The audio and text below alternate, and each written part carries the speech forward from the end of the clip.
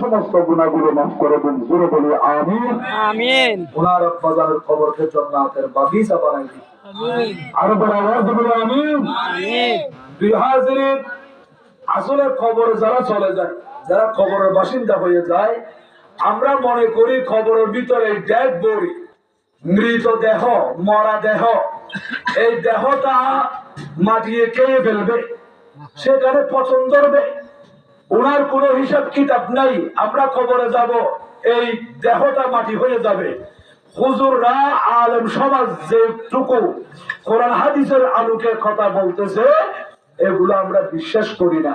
এরকম অনেকে বলে, অনেক যুবক ভাইয়েরা, যুবতী মা খালা মা বোনেরা এখন দিন দিন শরীয়তের পথ থেকে, ইসলামের পথ থেকে অনেক দূরে সরে যাচ্ছে।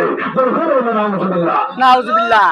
এই খবরের তানঈম তাজিব এগুলাকে বিশ্বাস করে শুধু এখন না, এইরকম বাতিল ফেরকা অতীতও ছিল, এখনো আছে, ভবিষ্যতেও থাকবে। আমার নবীর যুগে, আমার নবীর জামানায় আরবের মধ্যে অনেক বড় বড় কাফের নবীর দরবারে গেল, ইয়া রাসূলুল্লাহ, আপনি বলতেছেন আপনি আল্লাহর প্রেরিত রাসূল, নবুয়ত দাবি করতেছেন, আপনি নবী, সত্য নবী হয়ে থাকলে আমরা কিছু আপনার কাছে এমন পরীক্ষা করব, এই পরীক্ষাগুলো যদি, এই মুজিজাগুলো যদি আপনি আমাদেরকে দেখাতে পারেন, তাহলে আমরা কলমা পড়বো, মুসলমান হয়ে যাব। আমার নবী বলেন কি রকম? বলতেছে, আপনি যে ফেরেশতার কথা বলেন, আমাদের কাঁধের মধ্যে ফেরেশতা আছে, আমাদেরকে হেফাজত করার জন্য ফেরেশতা আছে, কবরের ভিতরে ফেরেশতা আসবে, এইরকম ফেরেশতা তো আমরা কোনোদিন দেখি নাই।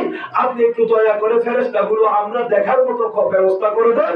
ফেরেশতাগুলো যদি আমাদের সামনে চলে আসে, আমরা যখন ফেরেশতাদেরকে দেখবো, ফেরেশতাদেরকে বলবো, ও ফেরেশতা, ইনি কি আল্লাহর সত্য সত্য প্রেরিত রাসূল? ওই ফেরেশতা যদি আপনার পক্ষ অবলম্বন করে আপনার পক্ষে সাক্ষী দেয়, তাহলে আমরা আপনার উপর ঈমান আনবো। এরকম বলতেছে।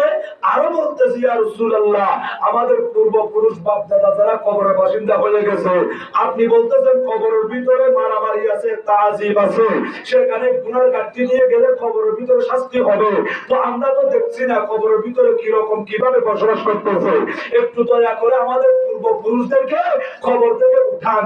ওনারা যদি কবর থেকে উঠে চলে আসে, আমরা তখন জিজ্ঞাসা করব, আব্দুল্লাহ বেটা মুহাম্মদ যে কথা বলতেছে, তোমরা নাকি কবরের ভিতরে সওয়াবের ঘাটতি নিয়ে গেলে সেখানে আরামে বসবাস করতে পারে, আর যদি গুনার ঘাটতি নিয়ে যায় সেখানে তাজিব শাস্তি আস্বাদন করতে হয়।